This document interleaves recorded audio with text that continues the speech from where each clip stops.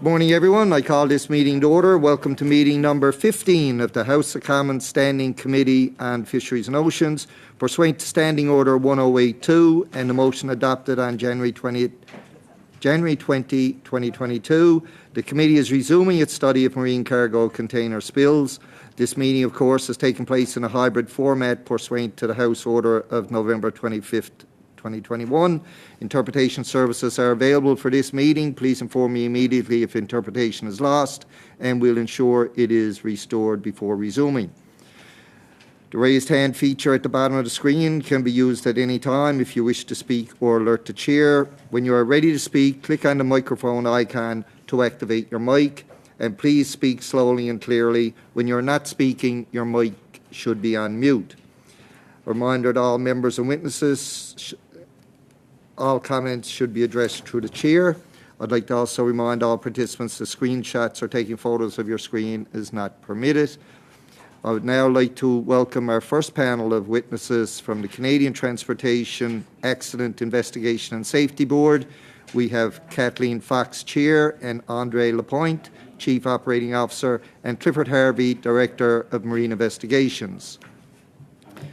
We'll now go to whoever is speaking on behalf of that group, and I want to welcome our members that are attending by Zoom, and want to wish Mr. Perkins a quick recovery from his recent diagnosis. And I don't know if he's doing that for our benefit to know that he is sick or if he's really coughing. Can I raise a point of order? Do we have to keep, I'd like my screen changed. You don't want Mr. Perkins steering at you all day. Okay, so over to the... I've known him for way too long. So we'll go now to our first speaker for 5 minutes or less, please. Thank you, Mr. Chair, and I will be the only person speaking for the TSB until we get to the question period. So good morning, Mr. Chair, members, and thank you very much for inviting the Transportation Safety Board of Canada to discuss the important topic of marine safety and specifically cargo container spills. Notre mandat et notre seul objectif sont de promouvoir la sécurité du transport aérien, ferroviaire, maritime et pipelinier de compétences fédérales, en menant des enquêtes indépendantes, en cernant les lacunes de sécurité, en déterminant les causes et les facteurs. Yes? Apologies. I was on the wrong channel. Yeah. It's okay now? Okay, if you could, Ms. Fox, if you could start from the beginning so as everybody could get to hear it in the language of their choice, please. We'll start the clock Certainly, again. Mr. Chair, members, good morning. And thank you for inviting the Transportation Safety Board of Canada to discuss the important topic of marine safety and specifically cargo container spills. Notre mandat et notre... Our mandate and our sole purpose is to advance transportation safety in the air, marine, pipeline, and rail modes that are under federal jurisdiction by conducting independent investigations, identifying safety deficiencies, causes, and contributing factors, making recommendations, and publishing reports. The issue before the committee today is related to the loss of marine cargo at sea. There have been 4 occurrences in Canada of lost cargo containers reported to the TSB in the last 10 years, including the Malta-flagged Zim Kingston. The TSB is currently investigating the October 2021 fire on that vessel, which occurred not far from Victoria, BC. Initial indications were that the fire broke out after damage to containers on the deck that contained dangerous goods. As this is an ongoing investigation, we're not able to comment on the details other than to say that it is in the examination and analysis phase. There's significant attention being paid internationally to the issue of cargo container losses after a few notable incidents. For example, 2 separate investigations were launched into the January 2019 occurrence when the Panamanian-flagged MSC Zoe lost 342 containers in severe weather while transiting the Wadden Sea between Germany and the Netherlands. At that time, it was the second highest number of containers lost overboard in heavy weather. It has since become the fourth largest after the Japanese flagged 1 APIS lost 1,816 containers in 2020, and the Danish flagged Maersk Essen lost 750 in 2021, both in the mid-Pacific Ocean. The International Maritime Organization has the issue of loss of shipping containers as one of many maritime safety issues it's tracking. The TSB participates in the IMO's working group on casualty investigation, and we expect to be able to share lessons learned with that group once our work on the Zim Kingston investigation is complete. The TSB also participates in the Marine Accident Investigators International Forum, a network of investigation bodies that discusses lessons learned in casualty investigation. And we have received support from peer agencies in the early stages of the Zim Kingston investigation. À plus grande échelle, la sécurité du More broadly, marine safety continues to be top of mind for the TSB. We are in the process of updating the TSB's watch list, which outlines the key issues that need to be addressed to make Canada's transportation system even safer. La liste de surveillance actuelle. The current watch list includes one marine-specific issue, commercial fishing safety. It has been on the TSB watch list since its inception in 2010. Yet, every year, the same safety deficiencies on board fishing vessels continue to put at risk the lives of thousands of Canadian fish harvesters and the livelihoods of their families and communities. Fishing continues to be one of the most dangerous professions in 2021. There were 8 fishing-related fatalities in 2021, just under the 5-year average of 10 fatalities. Other multimodal watch list issues also affect marine safety, including fatigue management, in-vessel operation safety management, and regulatory surveillance. The board has issued 159 marine-related recommendations to regulators and to the marine industry. As of September 2021, 86.8% of the responses to these marine recommendations have received the board's highest rating of fully satisfactory. However, there is still much that can be done to improve marine safety, especially with respect to the issues that underpin our watch list. We're currently in the process of completing our annual reassessments for outstanding recommendations, and the results will be available on our website in the coming weeks, and will also help inform the next TSB watch list, which we will publish later this year. Thank you, Mr. Chair, and we're now ready to answer your questions. Thank you, Ms. Fox. That was right on time, actually, with perfect timing. We'll now go to questions, of course, from the members. We'll go to Mr. Arnold first for 6 minutes or less, please. Thank you, Mr. Chair, and thank you for your presentation this morning. Could you tell us when the Canadian Coast Guard was first aware of the issue with the Zim Kingston? Mr. Chair, I'll refer that question to Mr. Harvey, who's the Director of Investigations for Marine. I will recall to the committee, though, that there's limited details that we can provide at this time, given the ongoing nature of the investigation. Mr. Harvey. Thank you, Ms. Fox, and thank you, Mr. Chair. I will comment that the Transportation Safety Board was notified of the occurrence on the 21st of October, when the Zim Kingston first lost containers. Subsequently, my question was, when was the Coast Guard first aware of the situation? Mr. Chair, I don't have that information, and that's a question perhaps is best directed towards the Canadian Coast Guard. Your body.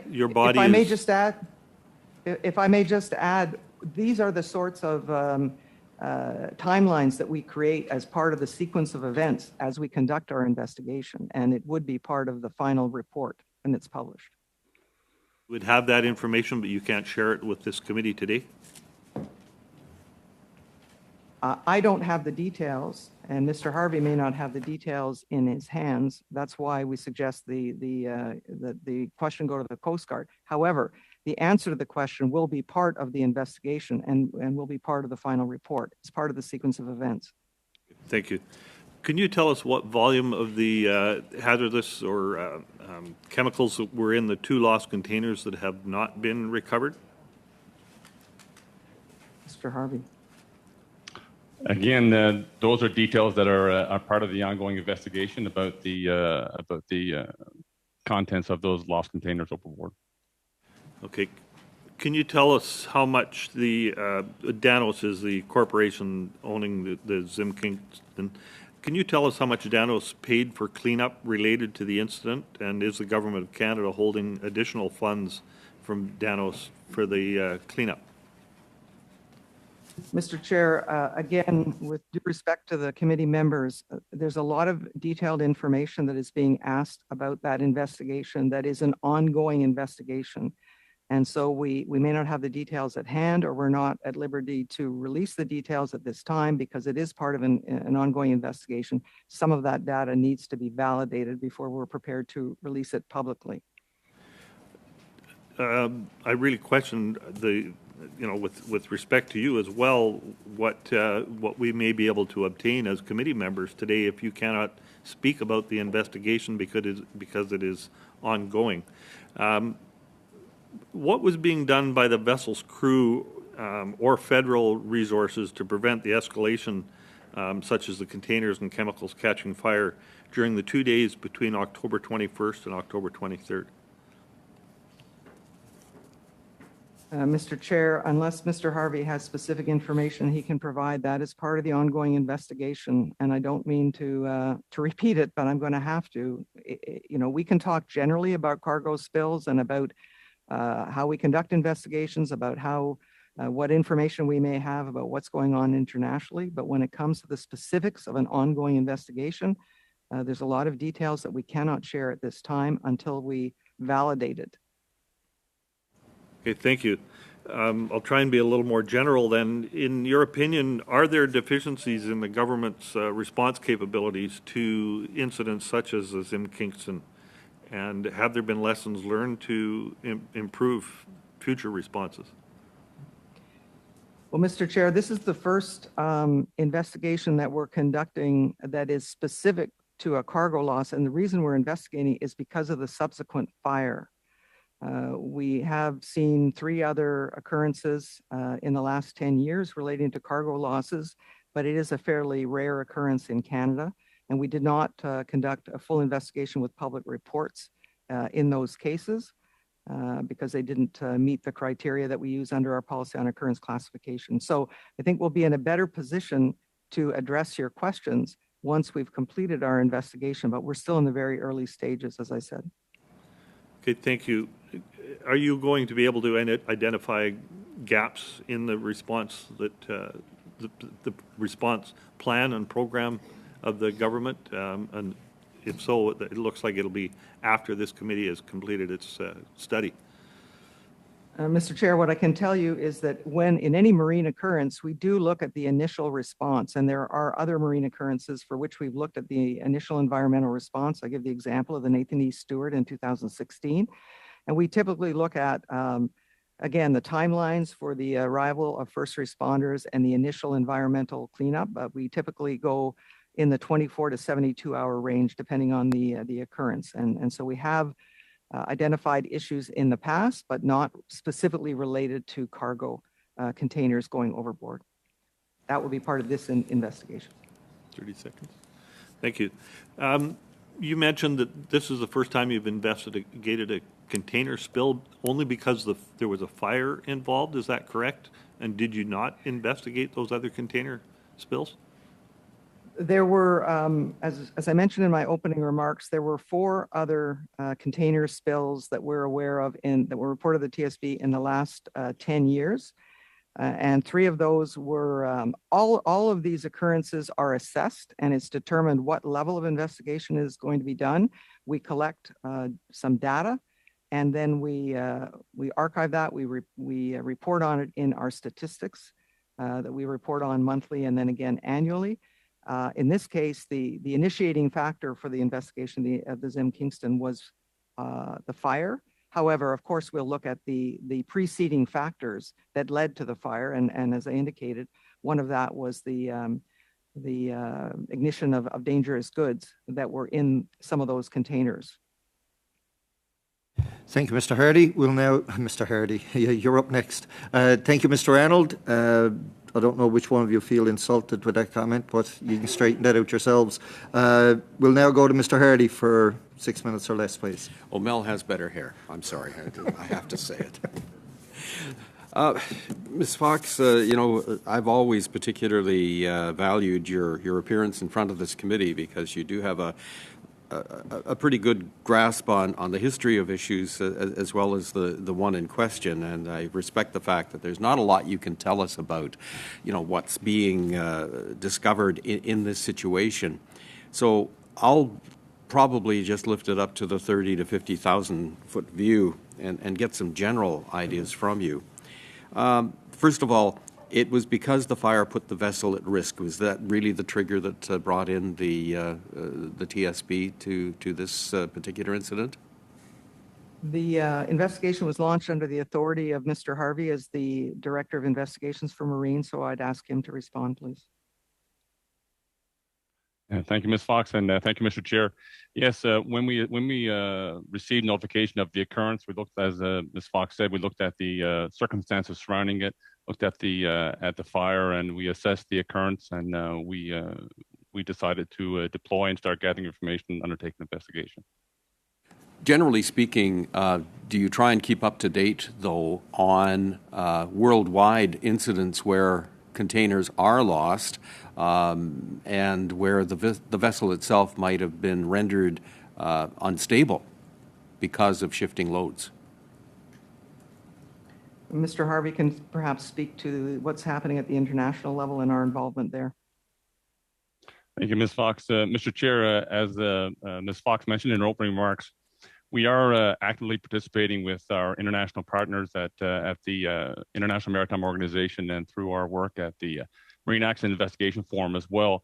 And we're following closely examples or cases of other container losses worldwide and looking at what the underlying factors are there as well, sharing lessons learned with our international partners, and actually at times going into in-depth studies into work that other organizations or administrations may do in accordance with the investigations they conduct. Now, bad weather is not unusual, even in the Pacific. Would the TSB be aware of any incident where perhaps containers weren't lost, but the loads had shifted, and basically a close call where a vessel limps into Vancouver Harbor with its containers all askew? Would you be made aware of situations where we may have had a close call? Mr. Harvey, go ahead. It is a reportable occurrence. Yes, thank you, Ms. Fox. And Mr. Chair, as Ms. Fox said, it is a reportable occurrence. I don't have those statistics in front of me right now, but I can certainly review our data and provide that information to the committee should it be desired. We'd appreciate that very much because obviously, we saw the loss of containers, but one would suspect that there have been many more numbers of close calls, and I guess where those close calls, either in our jurisdiction or in other jurisdiction, is there a gathering of data as to what caused it? Yes, we can always point to weather, et cetera, but I'm thinking more of the resilience of the vessel and its cargo to bad weather, and whether or not the systems are adequate to keep the cargo and the vessel safe. Is there any kind of international gathering of data leading to recommendations on that issue?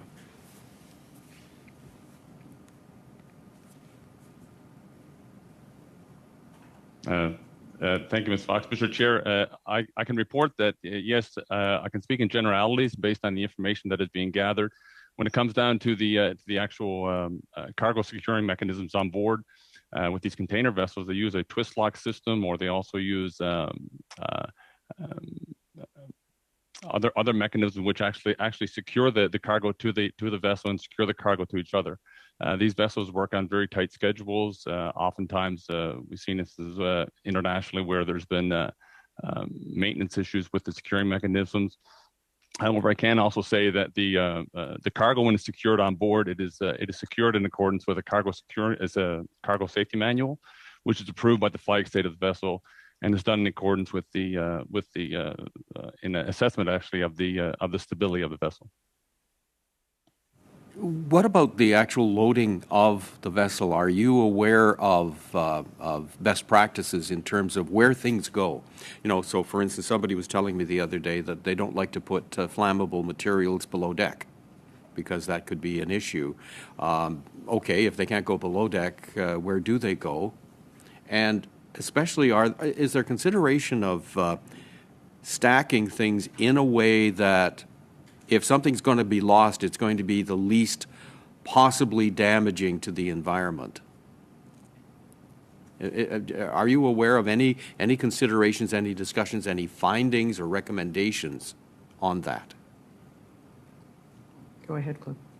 Thank you, Ms. Fox. Mr. Chair, in regards to the stowage on board, there are international regulations and codes with best practice and laws which govern that. It is covered in SOLAS, or the safety of life at sea. As Chapter 6, there's the safety of life at sea, which refers to the securement of cargo on board. Also, there is a international code for safe containers as well, which deals with the construction of containers. And also the International Maritime Dangerous Goods, or the IMDG code, deals with actually how the dangerous goods are loaded in containers, and actually how they are stored on board as well with the other containers on board. Thank you, Mr. Hardy. We'll now go to Madame Desbiens for 6 minutes or less, please. Merci, Monsieur le Président. Merci. Thank you, Mr. Chair. Thank you to our witnesses. We greatly appreciate you being here to answer our questions.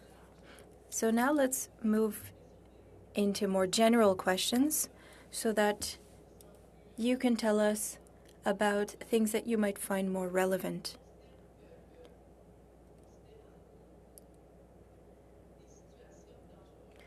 Considering the dangerous situations that vessels and their containers and their crew can face, do you believe that the Coast Guard and the Department of Fisheries and Oceans, do you think that you have the necessary human and material resources to react in the case of an emergency, of a spill?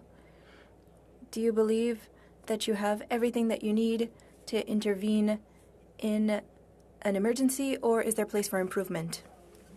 Answer: I don't want to speak on behalf of the Coast Guard or on behalf of the Department of Fisheries and Oceans, but I can talk about the experience that we've had with other investigations. For example, the Stewart. We found that the response was quick, but there was a bit of confusion with regards to a central HQ.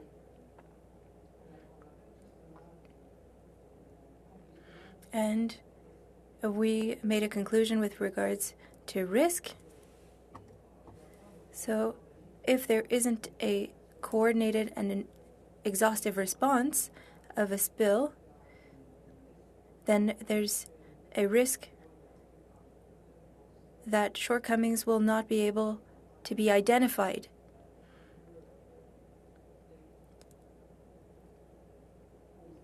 And that could lead to a lack of improvement to our response. But with regards to the question of the spill with the Zim Kingston, that is something that we will examine, but it's too early for us to give any comments on it. Thank you. With regards to communications now, and how a lack of fluidity can cause delays, let's speak about both official languages. If a shipmaster is francophone, do you believe, and of course most shipmasters have a good enough understanding of English, but it's not always the case. I know, in fact, shipmasters that don't speak English very well, do they have access to the same communication as quickly and as immediately? Response: I don't have enough data for that.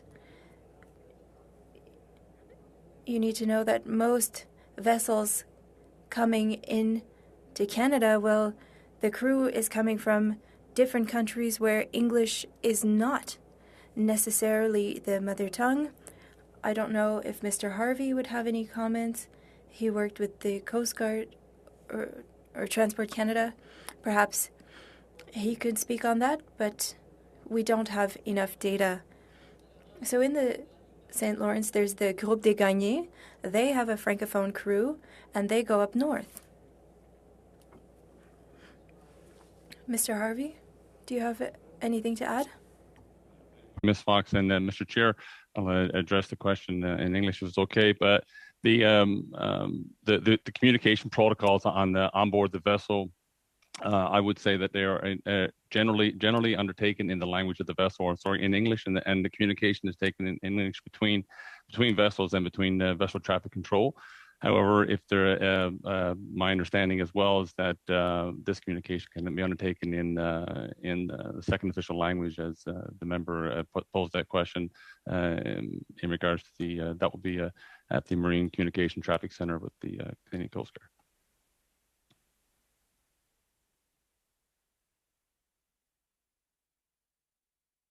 Donc, merci. Thank you. So there wouldn't be any issues, in your opinion, for a Francophone shipmaster to receive service in French in the case of an emergency?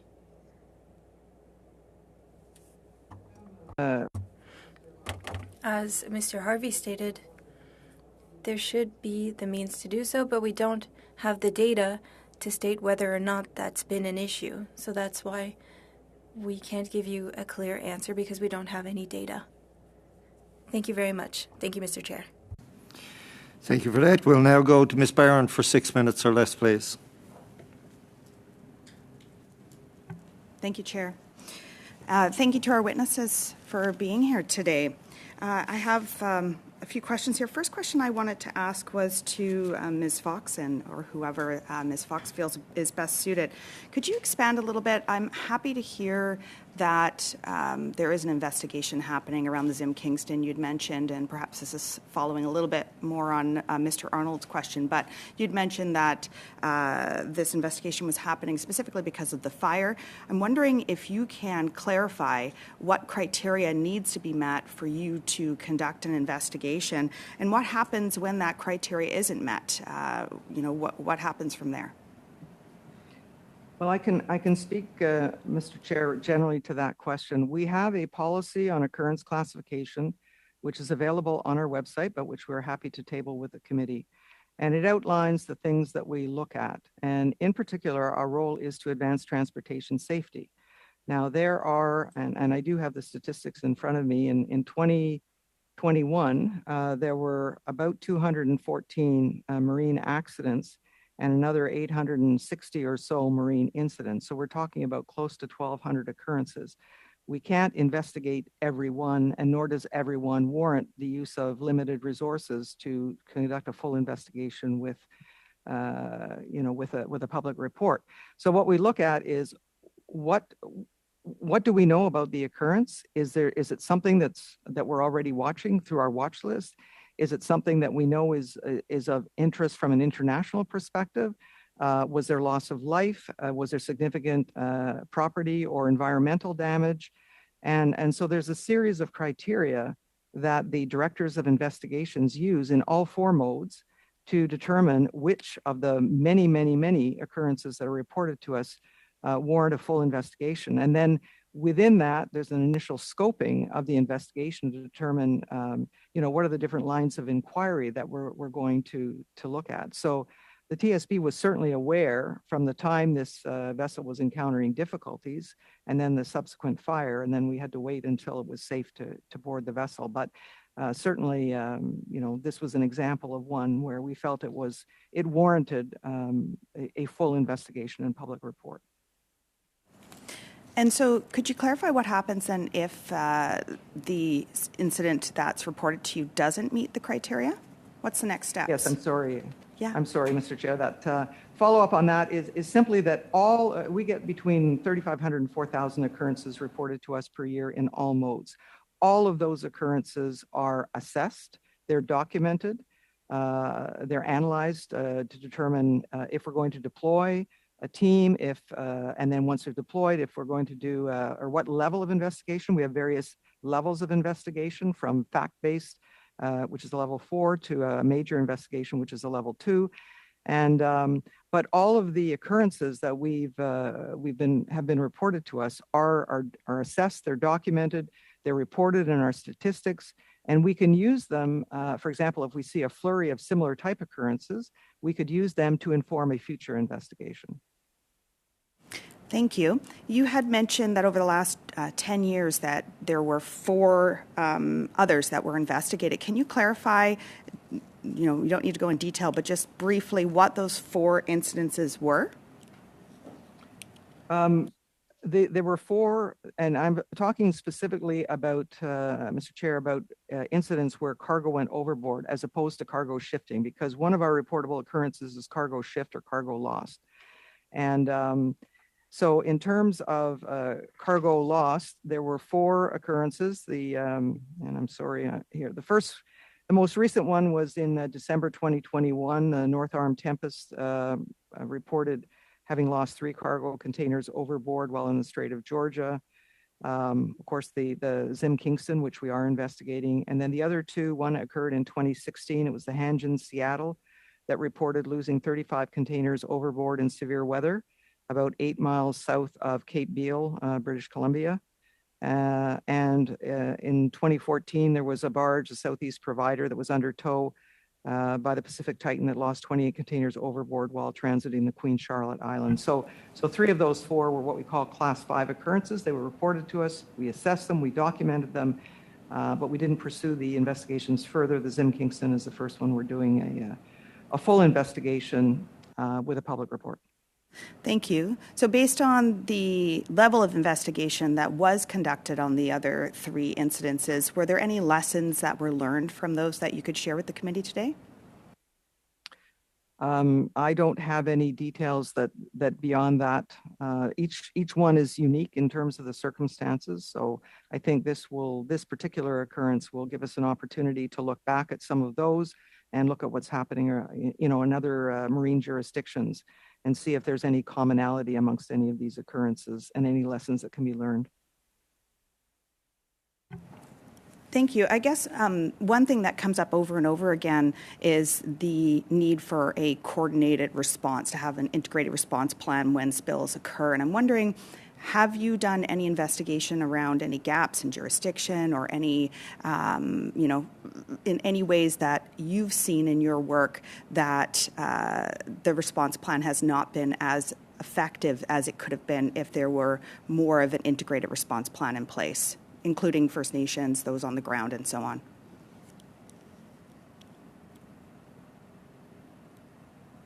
I can't hear anything. Yeah, sorry. Mr. Harvey, I don't know if you can reference any in your memory. In my memory, the one that comes to mind was the grounding and subsequent sinking of the Nathan E. Stewart off Bella Bella in 2016, where we took a very close look at the incident response. And we did make a number of findings about the need for a comprehensive and coordinated response, and also a follow-up following the response to ensure that the lessons learned are operationalized and institutionalized for future emergency responses.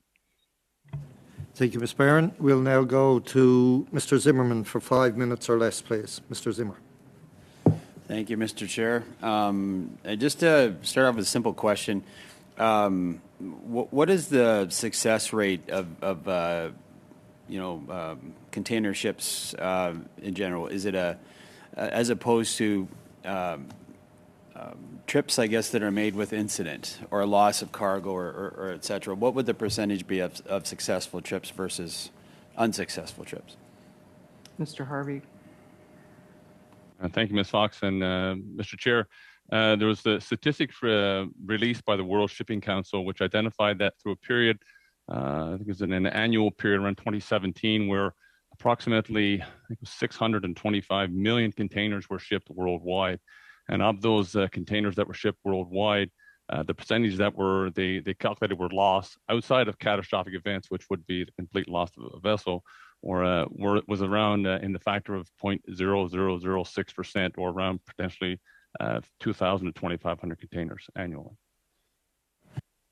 Okay, yeah, thank you for that. I think it paints the picture that there's a lot of successful trips as opposed to accident. I'm going to ask Ms. Fox a question with regard. It relates to my colleague, Mr. Arnold, previously when he asked you some question.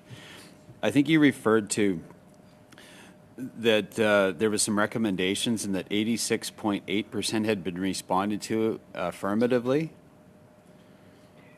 Yes, Mr. Chair. I was referring to the number of marine recommendations that the Transportation Safety Board has issued since we were created back in 1990. We've issued 159 marine-related recommendations, and those are to the regulator, Transport Canada, to Department of Fisheries and Oceans, and other change agents. And of those 159, 86.8% of the responses to the marine recommendations have received our highest rating of fully satisfactory.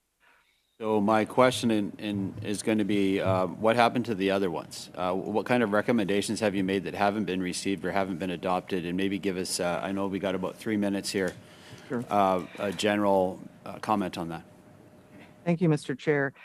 In fact, we have other recommendations that have been outstanding, some of them since even the 90s, relating to marine.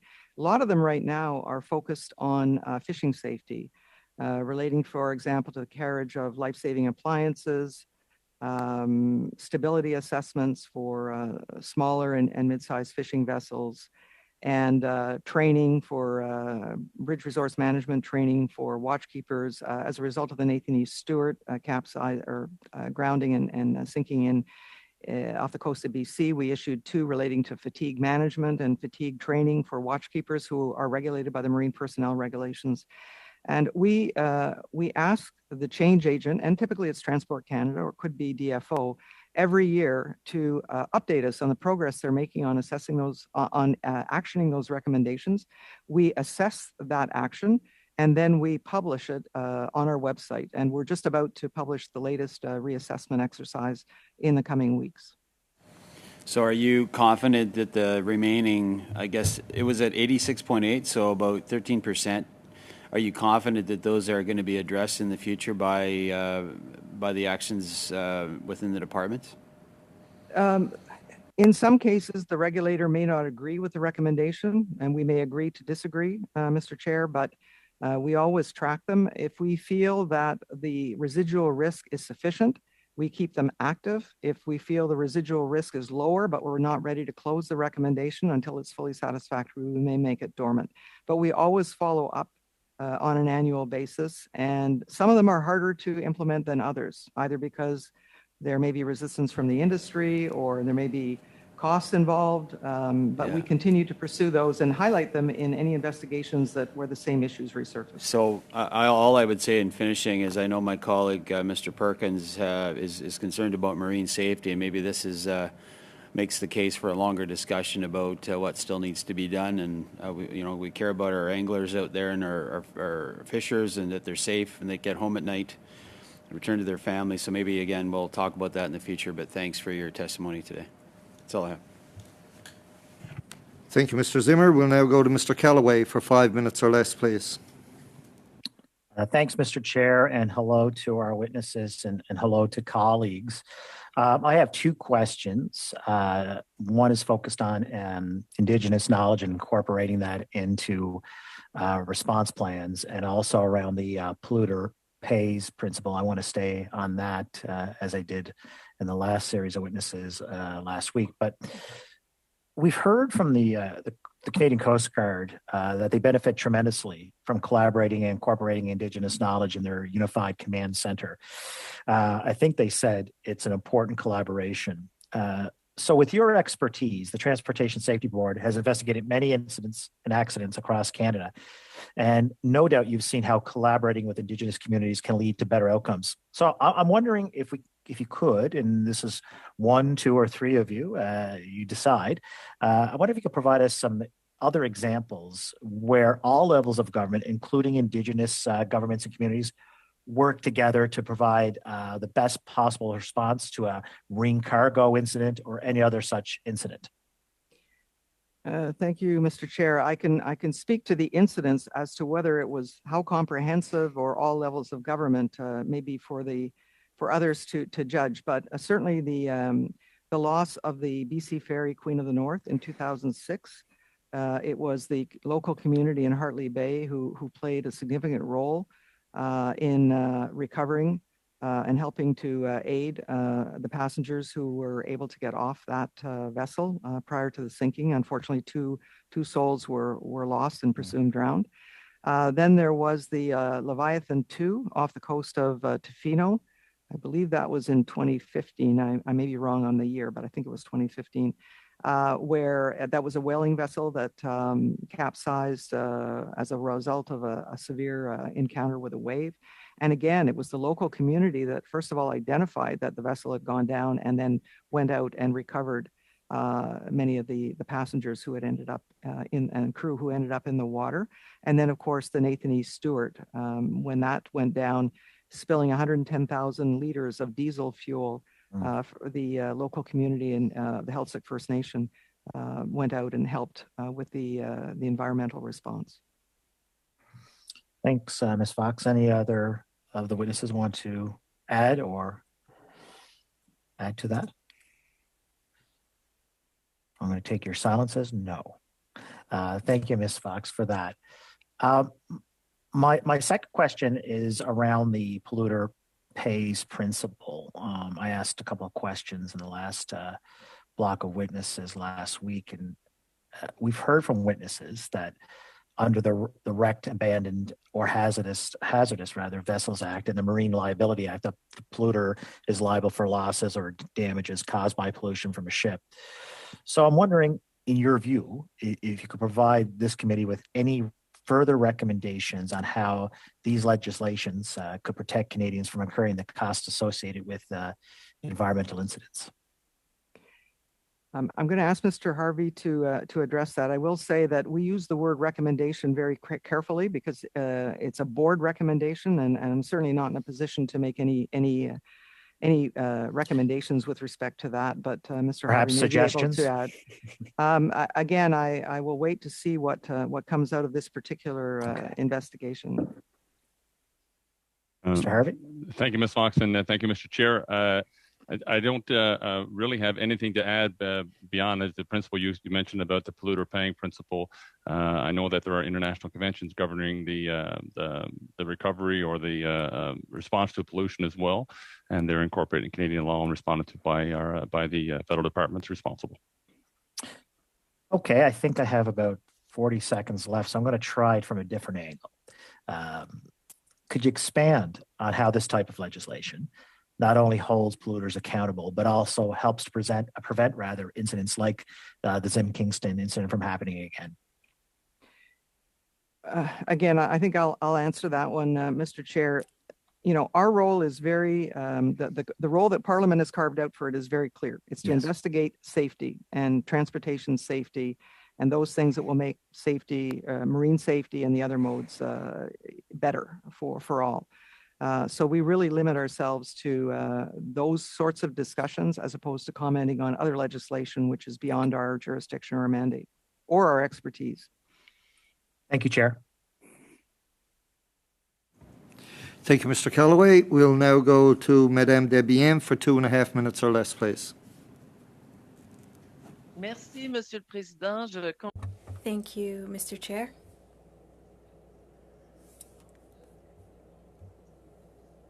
We're asking a lot of questions on accidents on the West Coast, but as you know, there is the St. Lawrence River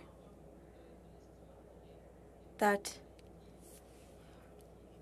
is frequently used, and pilots must help vessels because it can be fairly dangerous, especially where I live in Charlevoix.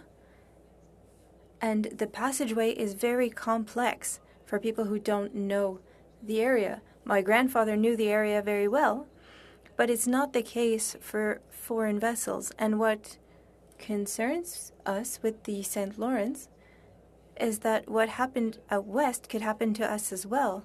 Have you examined incidents and accidents that happened in the St. Lawrence River and in Quebec in the previous years? Are there any major events? Take that, please.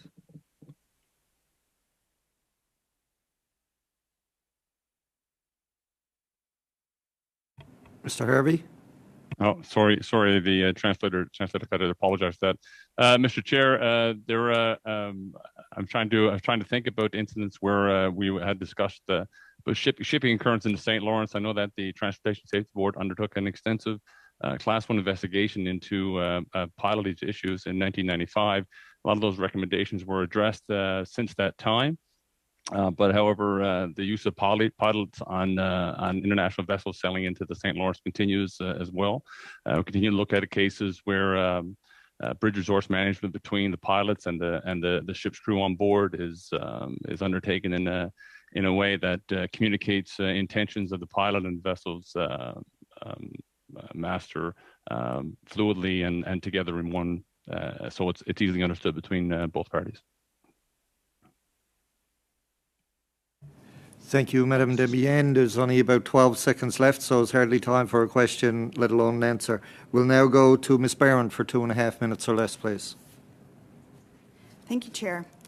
I think the thing I'm trying to wrap my head around, perhaps you can, Ms. Fox, help to clarify. So your work is specific to safety, is what I'm hearing from you, investigating safety. Does that expand to environmental safety? So, for example, I'm thinking about the debris that's falling into our oceans with the styrofoam and the toxic substances that are in the ocean, the impacts on our marine environment, and of course on humans as a result. I'm wondering how black and white is that, the investigate safety. Can you expand on that? And does it include environmental safety issues to our planet and to all those that live on this planet? Well, the short answer, Mr. Chair, is that the mandate that Parliament has given us in the Catesby Act is to advance transportation safety in the 4 federally regulated modes of transport, so air, rail, marine, and pipeline.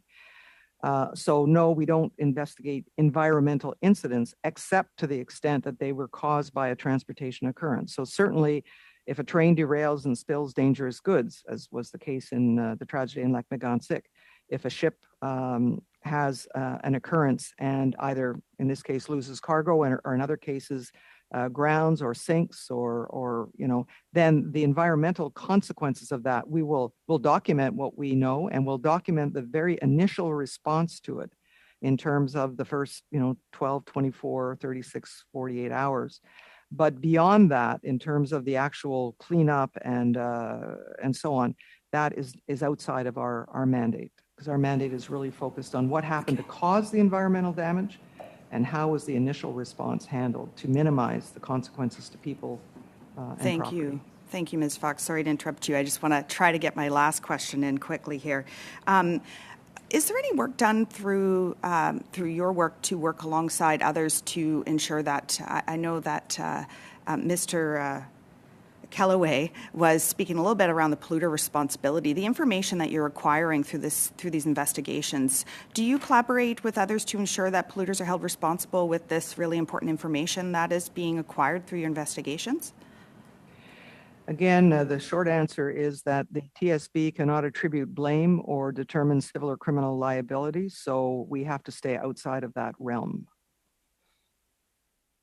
Thank you, Ms. Barron. We'll now go to Mr. Small for 5 minutes or less, please. Thank you, Mr. Chair, and thank you to our witnesses for coming out today to take part in this very important study. So it's well known that masters on these container vessels are coming under increasing commercial pressure and having to operate within very tight schedules, and often their schedule for the ships could be laid out, for months ahead of time. And So these ships are traveling in heavy seas sometimes. Do you think that the masters are being placed under too much pressure? And could this be some of the reason that these ships are sailing in heavy weather when they could be holding back into safer quadrants of those storms? Maybe Mr. Harvey. Well, maybe I'll just step in first, and then Mr. Chair, again, we can't form an opinion unless we investigate something, and we have investigated, for example, issues relating to fatigue of watchkeepers, and made recommendations with respect to that. But to make a general comment about whether masters are subject to certain pressures or not is not something that we would generalize unless we have the evidence through our investigations to support it. So we'll get specific. We'll right to the Zim Kingston right here. In this case, do you think that the master was under significant commercial pressure to arrive on time? Have you investigated that yet? Mr. Harvey. Thank you, Mr. Chair. Thank you, Ms. Fox, for the. As you mentioned earlier, this is an ongoing investigation, and it would be prudent for us to discuss specifics around the Zim Kingston at this time. Perhaps to your question about the transportation system right now. I mean, as I mentioned earlier about the number of containers that are shipped worldwide, this is I think I read a stat or a figure that says 80 to 90% of the goods exchanged worldwide are shipped around the world, and a lot of this is by these container ships. You mentioned rough weather as well. There's rough weather that can be incurred by the vessel, but also there are phenomena that occur when the vessels actually can be sailing in relatively what would be considered calm seas as well, where the stability of the vessel can be affected, and the stresses that are incurred into the securing of the cargo is actually exceeded as well, and not just generally through a violent storm. So, based on your previous investigations of incidents such as this, what have you found to be the #1 cause for the spilling of containers into the ocean? Mr. Harvey. Thank you, Mr. Chair. As Ms. Fox identified earlier, the investigation that the Transportation Safety Board have undertaken into the lost containers over the last 10 years has not been significant. However, we are looking at the lessons learned or the cause contributing factors identified by international occurrences.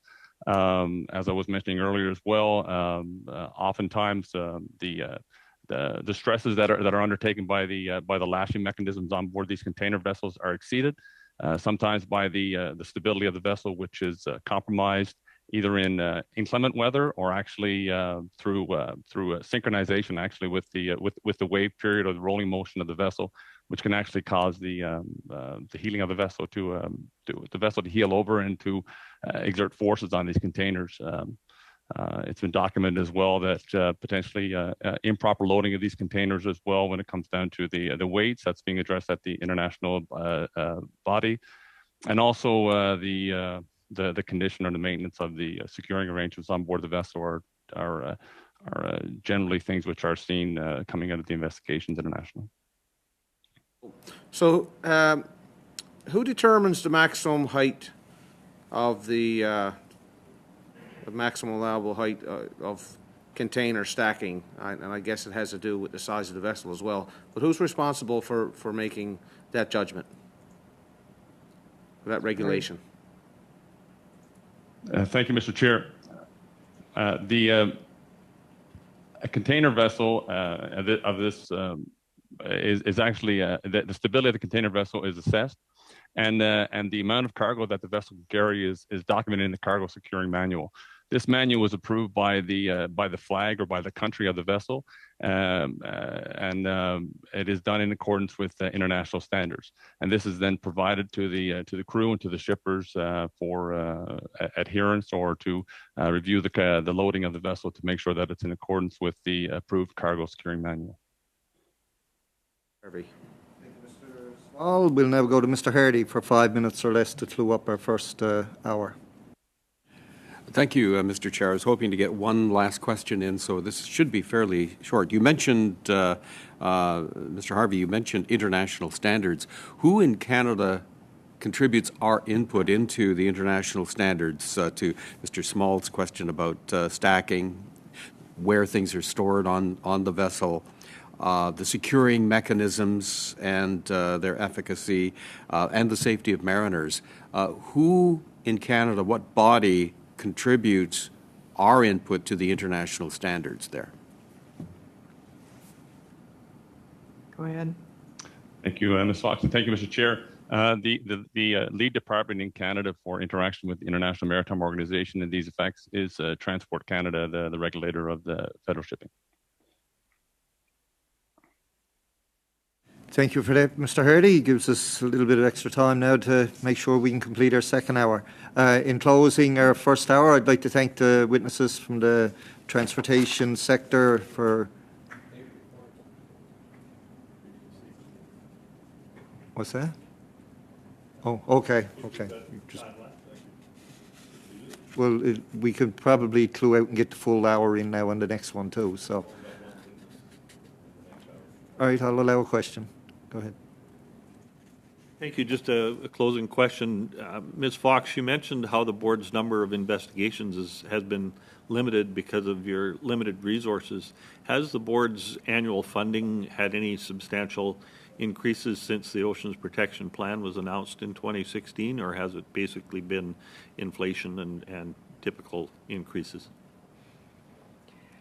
In the interest of time, we did receive a top-up of our budget about 3 years ago to deal with a gap that had been built up over years, primarily due to salary increases without budget increases.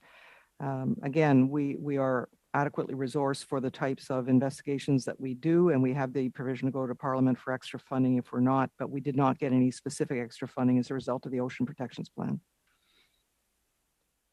Thank you again, Ms. Fox, Mr. Harvey, and Mr. Lapointe for your participation here in committee today, and I'm sure your witnesses' information, the information you provided will help in our final report on this particular study.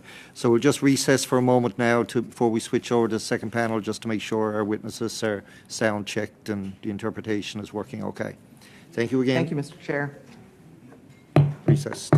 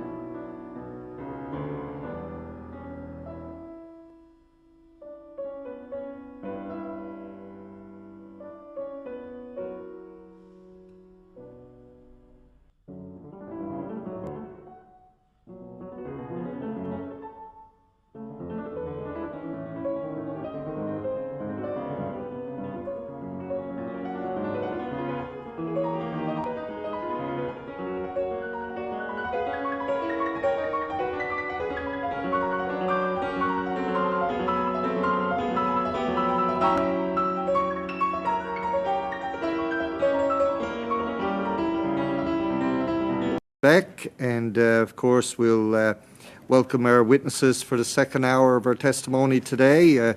Mr. from the Taloaquit First Nations, we have Mr. Temple, Coordinator Environmental Sustainability, and of course Mr. Terry Dorwood, Project Coordinator Travel Parks. We'll now hear opening remarks from, I don't know who's doing it, I think Terry is going for the opening remarks for 5 minutes or less. When you're ready. Good day, Mr. Chair and the esteemed members of the committee. My name is Terry Dorbert. I live in on the west coast of what is now called Vancouver Island. The lands and waters in Tlaoquit territory are vulnerable to marine pollution because of their geographic location and geological composition, and the industrialization of the waters around us,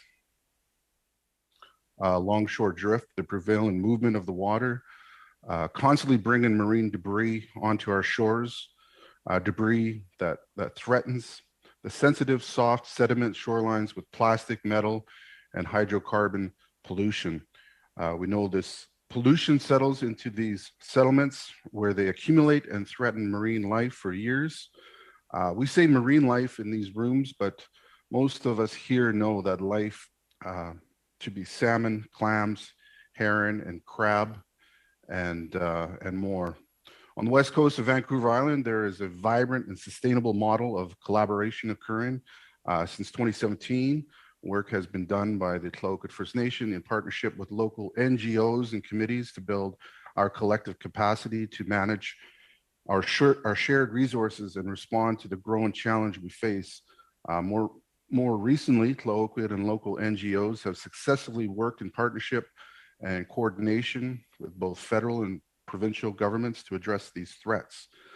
These efforts have resulted in the cleaning of over 400 kilometers of shoreline, the removal of 100 derelict vessels, and the dismantling of abandoned aquaculture sites along the west coast of Vancouver Island. This work has been vital to revitalizing marine environments within Tlaoquit territory. Central to these efforts has been the focus on building the already incredible capacity of the Tlaoquit Nation and communities to respond to these challenges. Doing so has deepened the conversations around climate change and other environmental issues, conversations that have occurred within our nation for a very long time. I bring this up to highlight that this coordinated approach is both applicable and scale-able to meet the needs of the marine issues, including threats from marine cargo container spills. I want you to know that systems we already have in place and the care we have taken to develop these methods over the past years and over the lifetime of Tlaoquit peoples. We know that Tlaoquit peoples are stewards. We have within our communities and our collaborations baseline environmental information. This looks like on-the-ground monitoring and reporting by guardians and NGOs. We have multiple generational local knowledge of marine conditions, environments, and capacities to assist with response planning and implementation. Stewardship is not a new practice, but new industrial ways of ensuring our territory is taken care of have been developed in partnership with NGOs and partners. This means we have a shelf-ready environmental remediation framework that is informed by stewardship goals and relies on established protocols. We have successful methods to collectively address local environmental issues such as marine debris, derelict vessels, and marine remediation that can be scaled. We have developed and continue to develop a skilled workforce through tailored environmental training. Tlaoquit members and coastal First Nations along the west coast of Vancouver Island have received training and marine remediation, and NGOs have benefited from the shared knowledge and protocols to complete marine spill response work safely and appropriately together.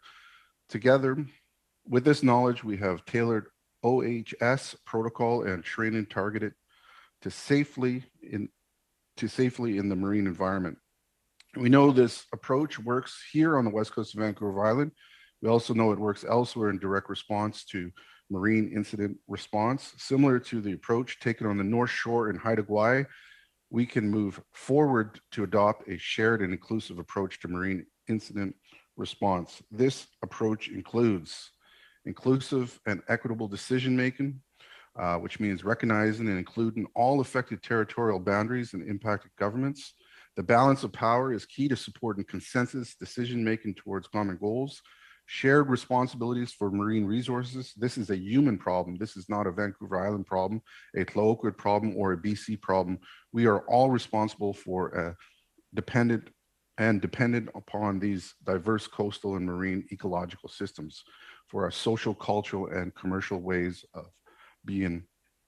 They must be taken care of and made a priority. In light of what we know, we have here and the practices that have succeeded for time out of mind, I ask that these resources and contributions be matched by the federal and provincial governments in two specific ways. We require direct research specifically for the West Coast and a commitment to disaster planning and emergency preparedness that includes a risk assessment and vulnerability studies specific to coastal communities. All of this must be informed by those with the most knowledge and understanding of the coastal waters, vulnerable ecosystems, and community capacities. Second, we require direct funding to build response capacity for coastal First Nations, provide emergency training and response materials to First Nation communities who are best positioned to be the first responders in the event of a spill. We know we can safely and effectively mobilize to reduce response times and mitigate the challenges of bringing in distant federal response agencies like Transport Canada and Coast Guard and external contractors. I've stated previously, these are requests not just for the benefit of Tlaloquit, Vancouver Island, coastal First Nations, or BCs. Spill responses, marine disasters, and loss of life and likelihood affect all of us. I hope that I've spoken to the reality today and uplifted the future reality of what collaboration and adequate resources can look like. I'd like to pass it over to my colleague, Captain Josh Temple, for his introduction. Thank you. I'm sorry, but we've gone well over the 5 minutes allotted for the opening statement, so we'll hopefully get something out in the questions that'll come your way. We'll now go to Mr. Arnold for 5 minutes, 6 minutes or less, please. Thank you, and thank you for appearing before the committee today. Very important consideration in your territory there. You mentioned that you already have systems in place, response systems in place, and that you have received training. Do you have formal agreements with the federal or provincial governments for the work that you perform on these responses?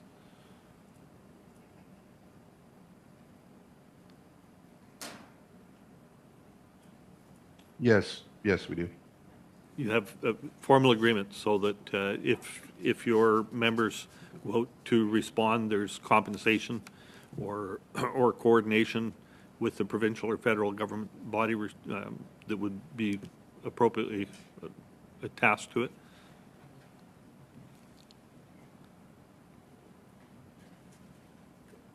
If I could pass it over to my friend and colleague, Captain Josh Temple.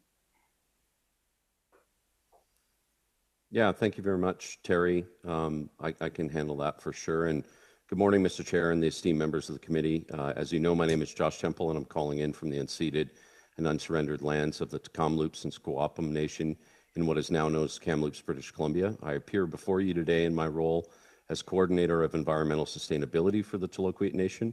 I've also appeared before the committee in my role as Executive Director of Coastal Restoration Society, Canada's largest environmental remediation organization focused on supporting First Nations, provincial, and federal governments in their environmental stewardship goals. I humbly wear both of these hats before you today. As a captain and professional mariner, I've garnered a lifetime of global maritime experience related to maritime... Excuse me, I believe the introduction, this was to be your formal introduction comments. It's my questioning time here, so perhaps if we get through the questions, you can continue with your presentation. But I was asking about, do the Toloquit have formal agreements in place, and is there compensation for members that take part, and how do those arrangements, how are they laid out? Yeah, thank you, Mr. Committee Member, and I apologize, I was getting to that. I was almost done my introduction. As I'm not aware of any formal agreements that Toloquit or any members of Clayoquot Sound might have with the federal government. However, we have performed many initiatives directly related to spill response and recovery of anthropogenic debris, directly related to container spill recovery over the years, that has been funded under contract by the provincial and federal government. And those have been in response to spills, but you've stepped in prior to, in the sake of time, stepped in to begin these responses, and then sought agreements or compensation or resources afterwards, or how has that process worked out?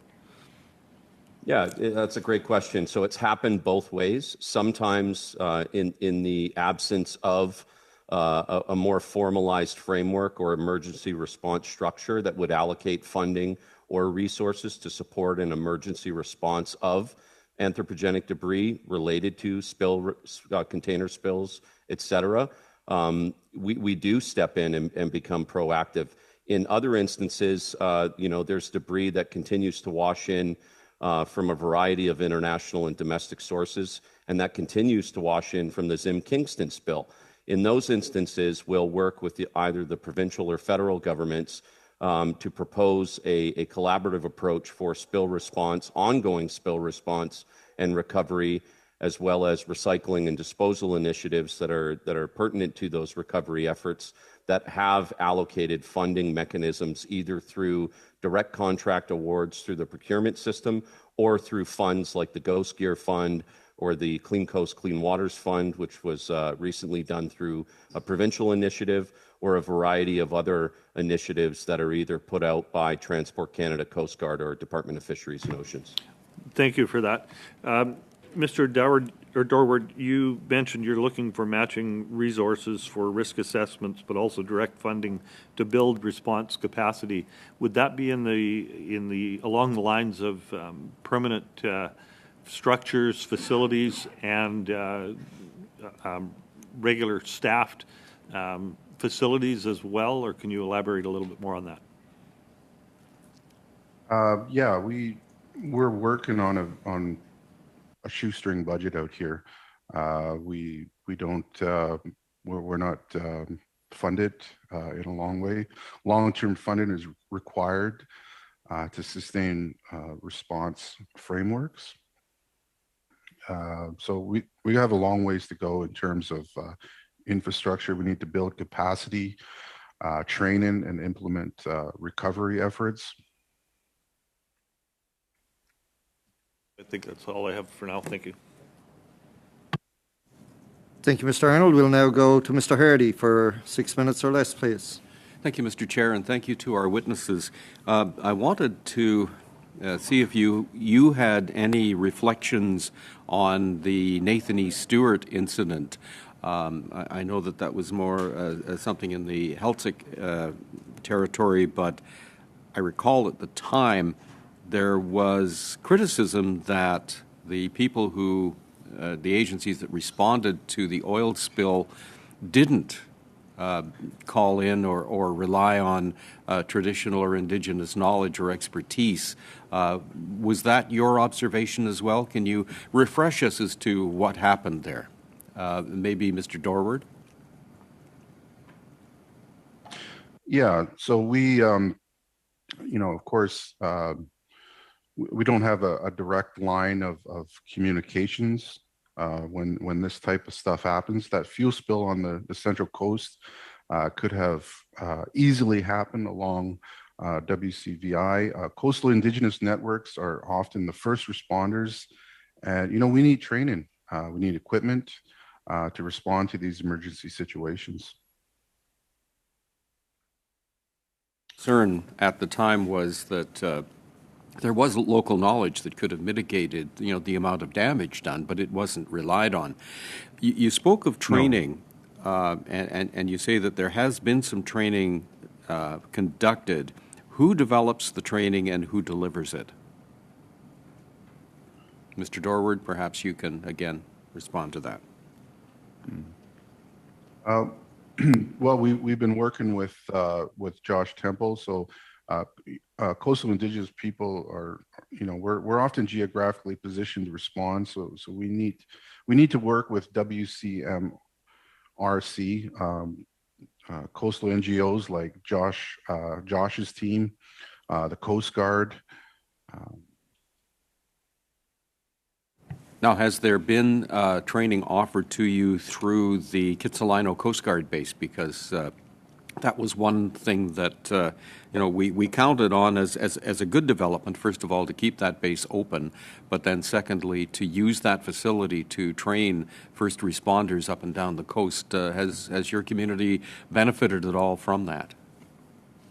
Not yet. We'd like to participate in a coast-wide framework of first responders.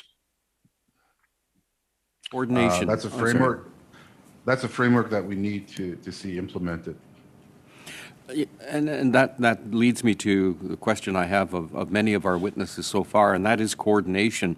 We're impressed by the number of different groups, many of them NGOs, who want to step in and help with cleanup or response to disasters.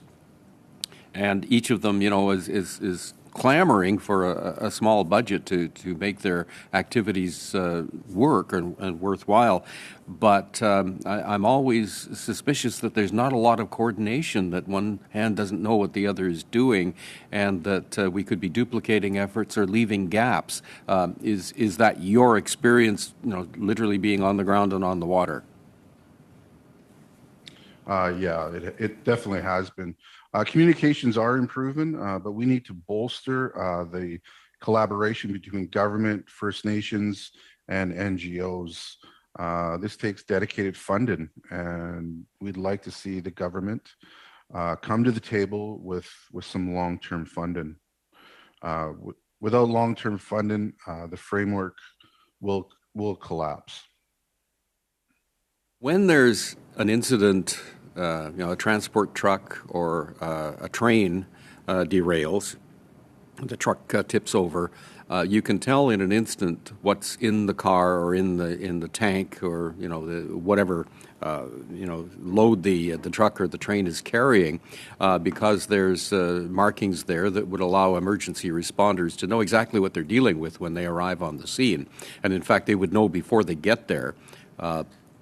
Does the same apply? So, for instance, when the Zim Kingston encountered its difficulties, would you have been able to find out what was on that ship, regardless of what might have been lost overboard, but would give you a sense as to what you might be having to deal with? Is that kind of detail available to you?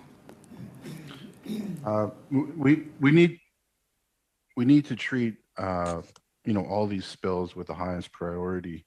That way, we are proactive and are in our response plans.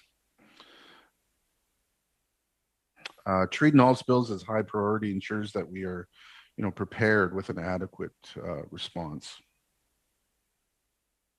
A quick question. It's almost similar to what we've been dealing with the pandemic, when in the early days there was a lack of the personal protective gear. And so when you're out to clean up a beach or a piece of shoreline, A, it would help to know what you're likely to encounter, and B, would you have the protective gear to keep everybody safe when they're dealing with potentially dangerous material?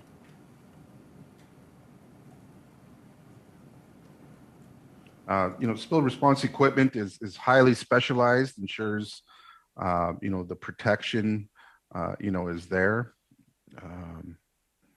Do you have enough of that? We don't have adequate equipment yet, and need to acquire it for sure. Thank you, Mr. Hardy. We'll now go to Madame Desbiens for 6 minutes or less, please. Merci, Monsieur le Président. Thank you, Mr. Chair. In 2019, 13 Indigenous communities in Canada were chosen to be part of a pilot project to examine an information and response system. Are you part of one of these communities? And second question, are there any communities from Quebec that were a part of that pilot project? And if yes, or rather if not, or what were the results? Or why were you not part of the communities? So my first question is rather, were you part of the 13 communities that were part of the pilot project? Dans ce cas-là, je vais laisser Monsieur. In that case, I'll ask Mr. Temple to say what he wanted to say that he didn't have the time to say, so I'll give him the 3 to 4 minutes to take the floor. Merci, Madame Desbiens. Thank you, Madame Desbiens. If I didn't say your name correctly, French is not my first language, but I do like to try when I have the opportunity. Maybe I'll just jump back in, and obviously many of you, we've had the privilege of speaking before at this committee, and you know, as a captain and professional mariner, I've garnered a lifetime of global maritime experience related to marine industrial activities, and in my role with Coastal Restoration Society, I've subsequently understand how these marine-related industries impact our shared marine environments. You know, showing up with Mr. Dorward and the Tloquet Nation today, I think that our goal here is to try and encourage the committee to hold themselves accountable and our government accountable to continuing to expand this opportunity of collaboration between not only nations but NGOs and government across all of Canada's coasts, not just in British Columbia. We have the largest coastline in all of the world, as we know, and that's something to be incredibly proud of. But it also comes with a lot of weight and responsibility. And we know from tens of thousands of years of traditional First Nation stewardship of these coasts that a collaborative approach to long-term environmental sustainability is possible. You know, what we've now thrown a wrench into the works with these large-scale anthropogenic spills is the need to now bring in more of a Western perspective in dealing with that specific anthropogenic debris and petroleum-based products, and nesting that within traditional First Nation stewardship, collaborative values, and historical approaches. So I think if we can endeavor to collectively achieve a framework of collaboration that brings First Nations more to the forefront of these response and recovery and then processing frameworks, we're going to return to a methodology that had been in place for tens of thousands of years, and by the way, was very, very effective at overall shared environmental stewardship values. So I'm happy to continue to support Terry and the Tloquet Nation in this work, and as Director of Coastal Restoration Society, obviously our overall coastal collaboration on both the Pacific and Atlantic coasts with coastal First Nations and the projects that we've successfully implemented throughout the years are evidence of this framework being highly successful and something that we can implement to a much broader scale. Thank you. Okay, thank you. We'll now go on to Ms. Barron for 6 minutes or less, please. Thank you, Chair, and thank you to Mr. Doward and Captain Temple for being here today. It's so great to have you here and to be able to share your thoughts around what has occurred and with container spills. I do appreciate, Mr. Doward, you speaking to the fact that this is a human problem. I think it's really good perspective for us to take that this is not a specific issue to coastal communities along the West Coast in light of the Zim Kingston, but a human problem across Canada and across the world. I'm wondering, in light of you being here today, Mr. Doward, and I'm wondering if you can speak a little bit more to your experience as a Tloquet member of when the Zim Kingston spill occurred. Were you contacted within a timely manner? What did that look like? Perhaps you can expand a little bit on the communications that occurred in light of the spill. Yeah, thank you for that. The the debris spills are, of course, a human problem. Thank you for recognizing that. But they're also an environmental and wildlife problem. Communication has been inadequate, for the Kingston spill. We do get messages sent from the Coast Guard, and we do have a mosquito fleet that does go out. However, it's very under budgeted. The contractor for Davos has not implemented any recovery frameworks that meaningfully involve First Nations, and that's something that we need to do. That needs to change. So we need to get there. Thank you. How long did it take for you to be contacted initially in wake of the spill? Over a month. I'm wondering if you can expand a little bit. We have touched on, I know Mr. Hardy was speaking to the importance of collaboration. I was wondering if you can expand a little bit on that. Specifically, if you could provide some examples of who you feel like you're collaborating well with, if there is anybody, and perhaps some of those at the table that you feel would be that you would benefit from having some stronger collaborations with in order to respond more effectively when spills like this occur? Of course, Coastal Restoration Society, DFO, Transport Canada, and provincial ministries like Environment and Ministry of Environment and FLNRO. They have all worked with us on successful projects in the past. Thank you. I guess I'm trying to understand a little bit better. Could you speak perhaps specifically to your experience with communications with the contractor that was hired to take on the work? How has your communications been with the contractor that's trying to do the cleanup? How has your communications been with the Coast Guard, being able to communicate as debris continues to wash up on the shore? Could you elaborate a little bit on that? Thank you, Mr. Doward. Davos has not done well in communication. The Coast Guard has issued messages through regular statements, but our involvement is still needs some work.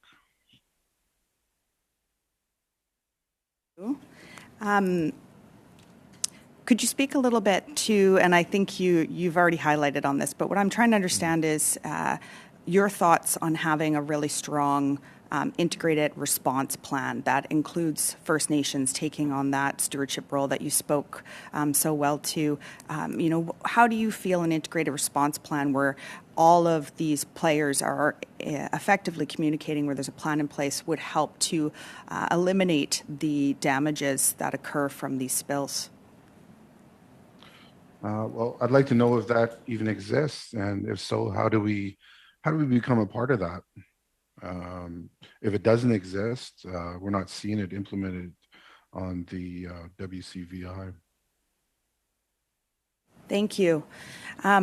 And I guess my final question, although I don't know how much time I have left, thank you, would be, could you speak a little bit to the importance of having those on the ground in light of a spill like this who understand the land that we're on? I think about how important it is to have First Nations involved right from the very onset, and how much more effectively this spill response could have been if we had that in place. Could you speak a little bit to the importance of having those on the ground who understand the land in light of these spills?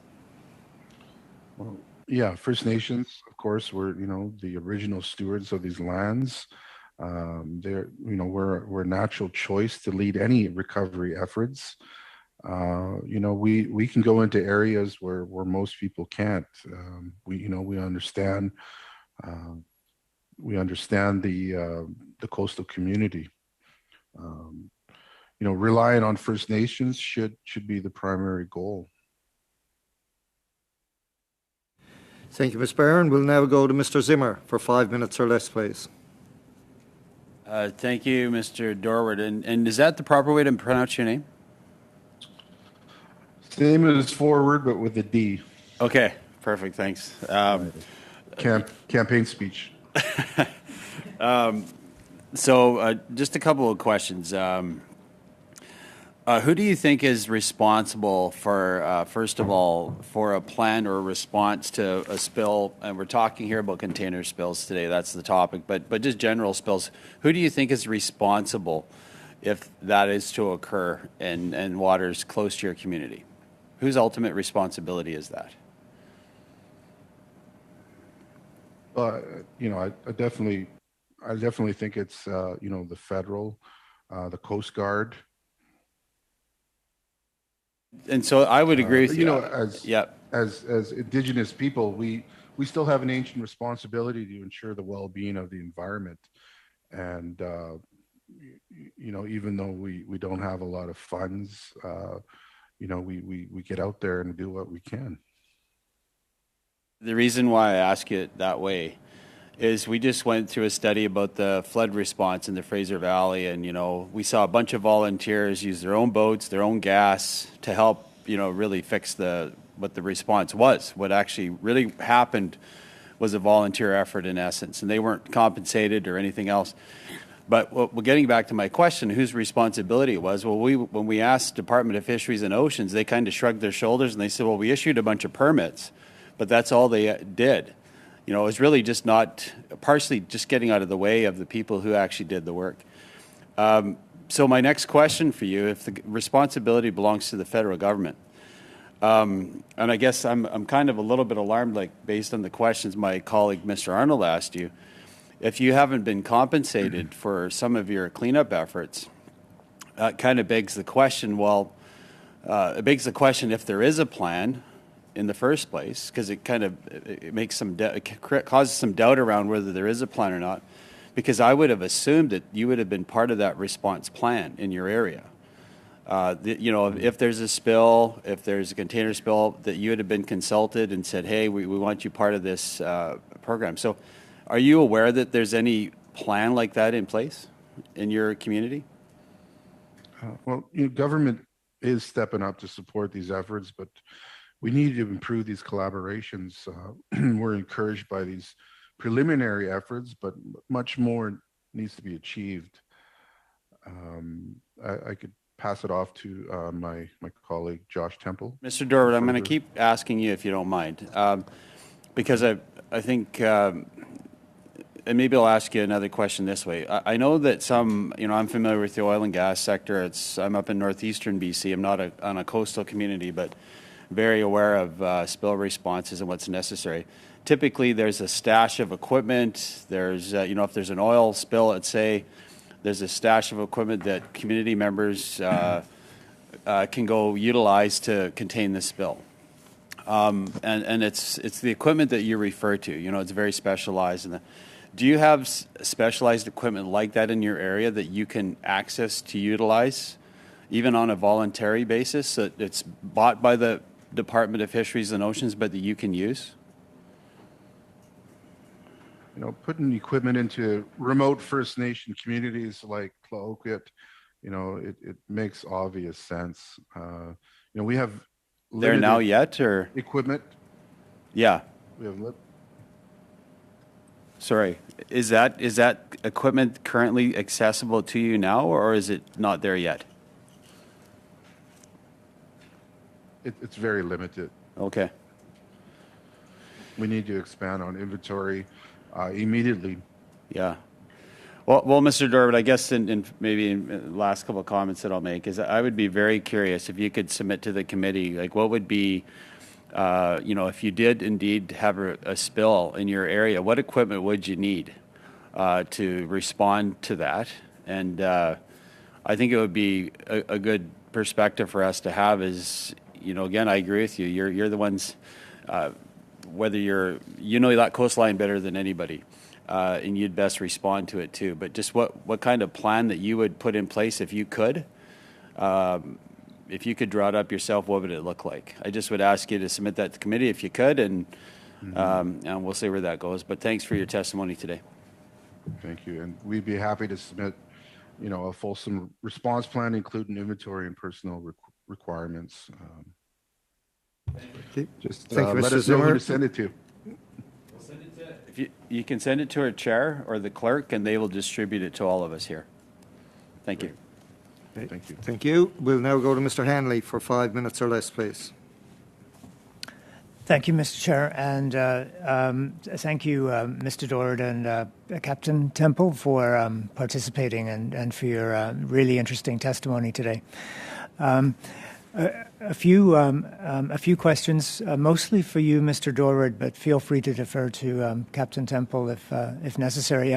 You refer to the constant incoming of debris, and I'm wondering how much debris is identifiable related to a specific incident, and how much is kind of not obviously known. In other words, maybe elaborate on how constant that is and how relatable it is to specific incidents. International debris washes in from across the Pacific. The Kingston debris washes in daily.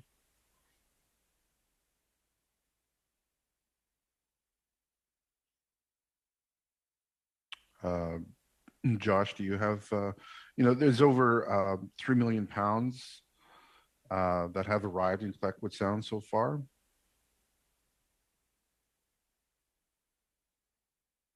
Yeah, I can jump in really quickly, Terry, just to give a few more metrics on that. So since 2017, in partnership with the Taloquit Nation, Coastal Restoration Society has removed over 3 million pounds of anthropogenic debris from the waters of Clayoquot Sound alone.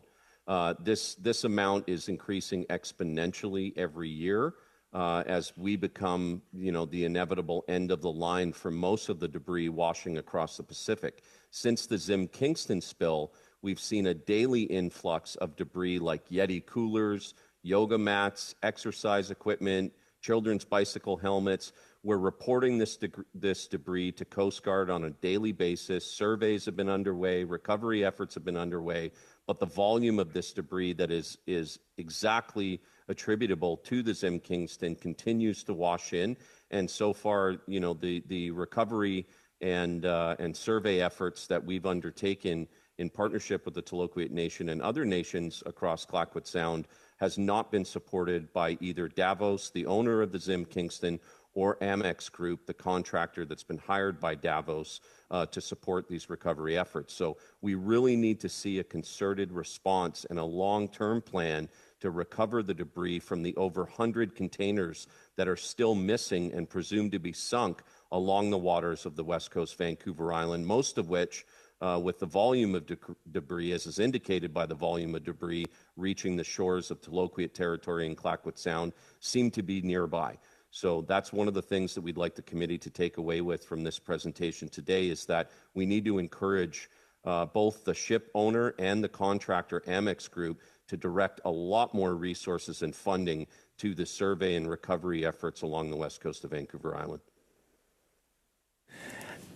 Thank you, Mr. Temple. That brings up a whole lot of other questions. But one of them, I guess, goes back to the polluter pays question, and whether that is adequate in being implemented and followed, or what more needs to happen to reinforce that.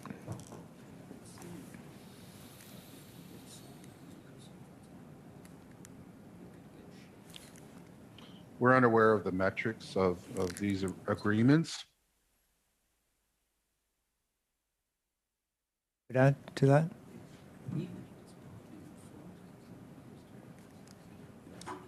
If that was a question for me, I think you broke up. But no, I'm not aware of the intimate metrics involved in those polluter pay agreements. Certainly, because we're constantly looking for adequate funding, I would anticipate that the details of those agreements aren't providing sufficient liquidity to support large-scale recovery efforts when we have a situation like the Zim Kingston happen, because we're still, groups like Coastal Restoration Society and others and First Nations up and down the west coast of Vancouver Island have been crying for adequate funding and capacity support to perform the surveys and the recovery of this material since it happened.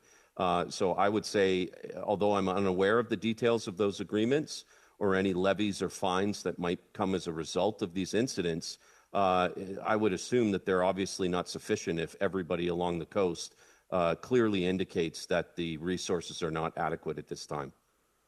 Thank you. Thank you, Mr. Hanley. You're right on the 5-minute mark.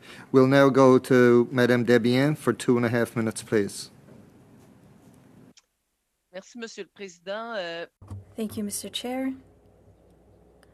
What would be your recommendations to improve collaboration between departments, organizations, NGOs, and the provinces and territorial organizations, municipalities, Indigenous communities?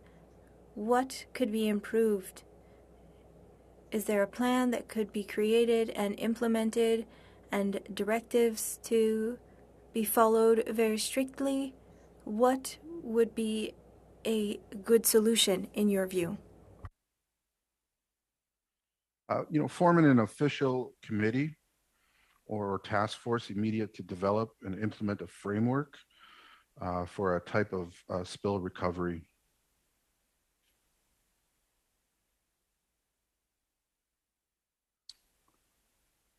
Un groupe de travail qui... So a working group that would represent all stakeholders. So you would agree with a plan that could be implemented by that working group that would touch upon the knowledge of everyone and have something that could be applied uniformly, correct? Yes. Absolutely. First Nations, NGOs, and government would have to collaborate to develop and implement an effective framework. Avec évidemment les budgets. With the funds, of course, to follow up on the conclusions of that working group. Monsieur le Président, Thank you, Mr. Chair. I don't think I have much time left anyway. Thank you. We'll now go to Ms. Barron for 2.5 minutes or less, please. Thank you, Chair, and thank you, Mr. Dorward and Captain Temple. I'm wondering, Captain Temple, if you can speak a little bit more around the debris. Thank you for giving us some perspective of the amount and the items that are being washed up on shore from the Zim Kingston spill. I'm wondering if you can expand a little bit around what you have seen, and perhaps Mr. Dorward might be able to respond to this as well. What happens when you have debris that washes up on the coast as far as your process? Yeah, well, that's an excellent question. So obviously, these containers are packed with marketable goods. Most of them are petroleum-based products. When these containers fall off the ship and they sink to the ocean floor, it doesn't take long before the tidal action or the wave action of the ocean bangs these containers around, and corrosion occurs, damage occurs to the container doors, and they begin to break open, releasing the contents of these containers. Because they're petroleum-based, most of them do float, and they wind up, because of our geographical location here along the west coast of Vancouver Island, along our shores. Anybody that's been to Tofino or Long Beach, where Terry's calling in from today, can attest to the power of that, the waves that affect and impact the nearshore habitat. So when you have these plastic products that then get carried in by the ocean currents and the weather systems and reach the shorelines, those waves and logs and rocks and everything that interacts in those nearshore habitats begin to break down these products into microplastics, which, in their larger form, they're entanglement risks, they're risks to vessel strikes or wildlife entanglement, especially whales and other cetaceans or pinnipeds. And when they do start to break down in the nearshore environment into the microplastic level, they're then ingested by, a multitude of species Thank you, Captain ahead. Temple. I so appreciate all this information. It's so important, and it's clear that your information that you're providing coincides with other witnesses that have come forward as well. So I appreciate that information, and if you can send it in written form, that would be really helpful. I just want to make sure I'm using my time to ask another question as well. I was wondering if Actually, Ms. Barron, your time is up. Oh, I missed it. Thanks so much. If you could provide that in writing, that'd be great. Thank you. All right, we'll now go to Mr. Small for 5 minutes or less, please. Thank you, Mr. Chair, and thanks to the witnesses for coming to our committee today for this very important study. On the 29th of March, we had Mr. Henderson here, the Deputy Commissioner of Operations for Canadian Coast Guard, and he told the committee that the fundamental part of the Coast Guard's response plan is direct and immediate communication with affected First Nations. Now, Mr. Dorward was just asked by my colleague, Ms. Barron, how quickly that First Nations were brought into this process. And I think, is it right, Mr. Dorward, that you just said that, or Mr. Dorward, that you just said you were notified a month later or something? Am I right? Did you say that?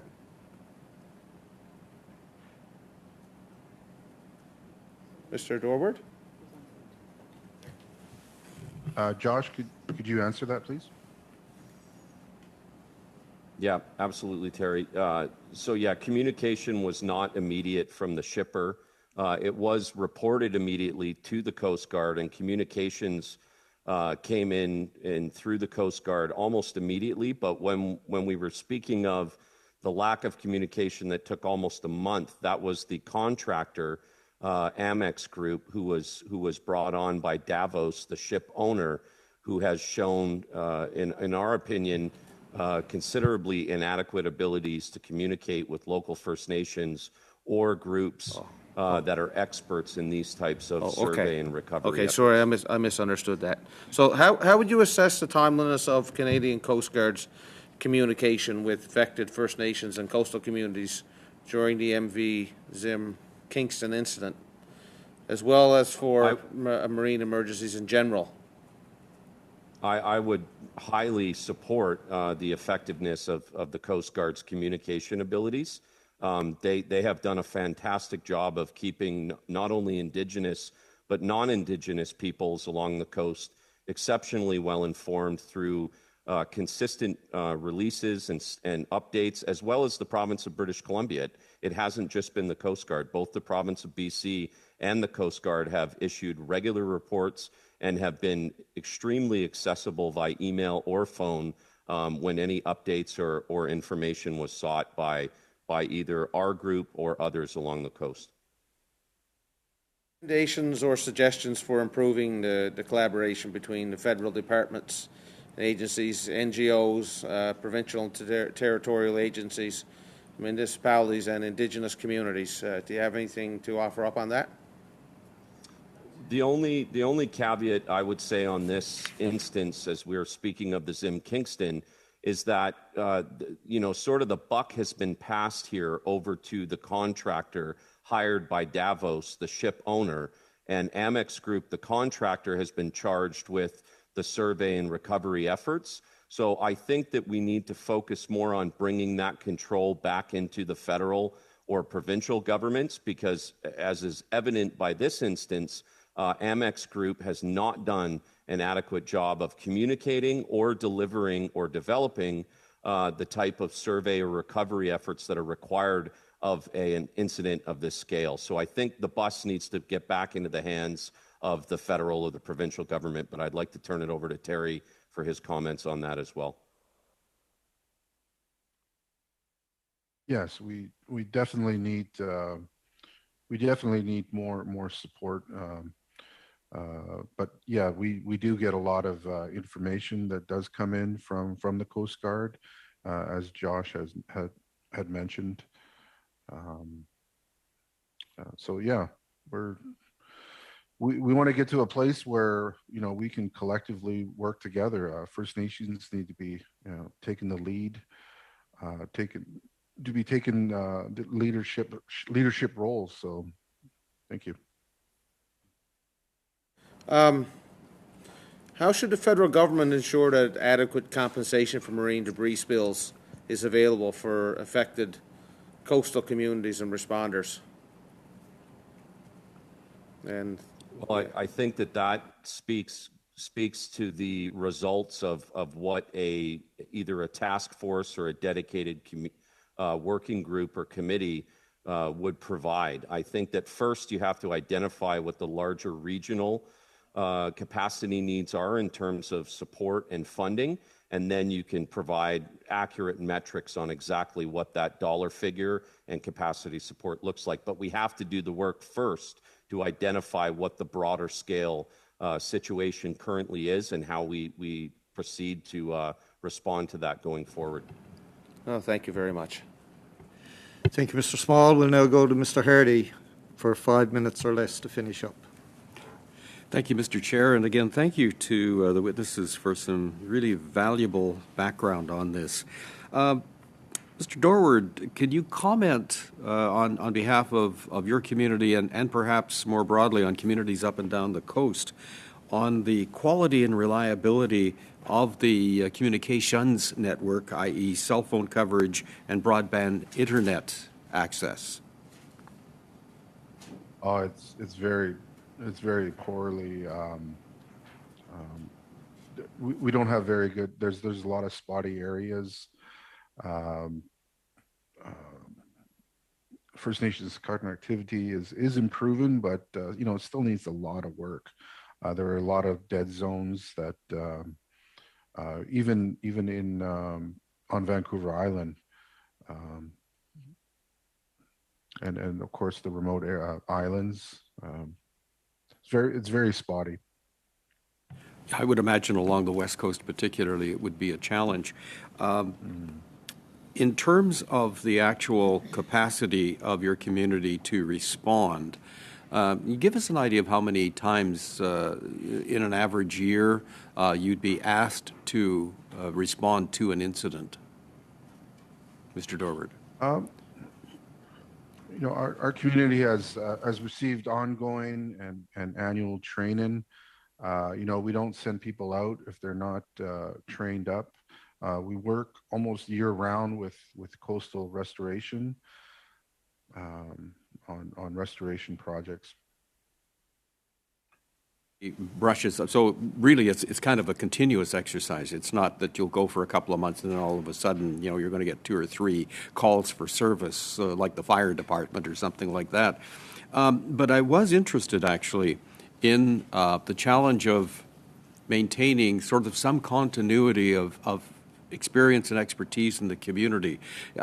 People come, they go, you'll train somebody up and then they'll leave or they're no longer available. Does that also represent a challenge for your ability to respond? Yeah, our people are some of the most technically capable. Debris comes in every day. It's a daily issue. Long-term jobs in this capacity is much needed. In the environmental industry, keeps people in community. Industry keeps people in community. So, the long-term funding will help keep people in place. We tend to lose folks when there's only limited funding. We train them up and then they're gone because of funding. Captain Temple, does I'll use the term, the plume of debris from an incident, does that change according to the season? Are there some seasons where it's less likely that it's going to end up on your front door, or are the currents pretty much consistent all year round?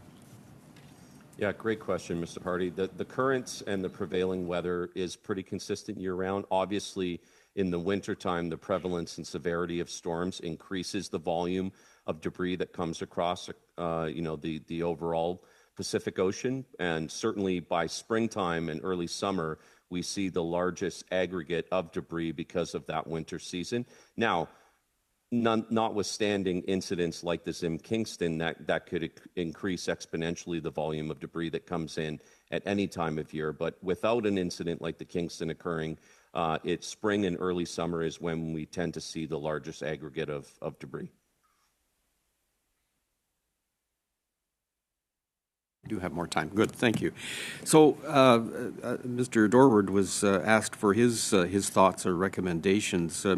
Captain Temple, do you have any recommendations? And I asked questions about cell phone and particularly internet coverage because one would think that an internet-based system where you could actually see or have reported to you the distribution of debris from an incident might be very valuable so that perhaps you could be ready before it hit the beach. Yeah, absolutely. And I think any of us that have worked in emergency response in any endeavor can attest to how important effective and real-time communication is to be able to develop and implement a working response plan and a very efficient response plan. And efficiency means we're going to save money and we're going to keep people safer. So I think one of the goals of whatever task force or working group it could potentially be developed here is really ensuring that we have the infrastructure and the framework across the coast to be able to deliver that effective communication. And that means cell and internet coverage throughout these remote First Nations and non-Indigenous communities. Thank you, Mr. Hardy. That closes up our rounds of questioning for today's committee meeting. I want to say thank you to Mr. Dorward and Mr. Temple for appearing before committee today and sharing their knowledge with us as we do this particular study. I want to say thank you to our interpretation team, clerk, analyst, and our multimedia people that make it possible to do this meeting, and as well our own staff in particular for serving us so well throughout the day and weeks. Again, meeting adjourned. Enjoy your day. Thank you, Mr. Chairman and committee. We'll see you next time.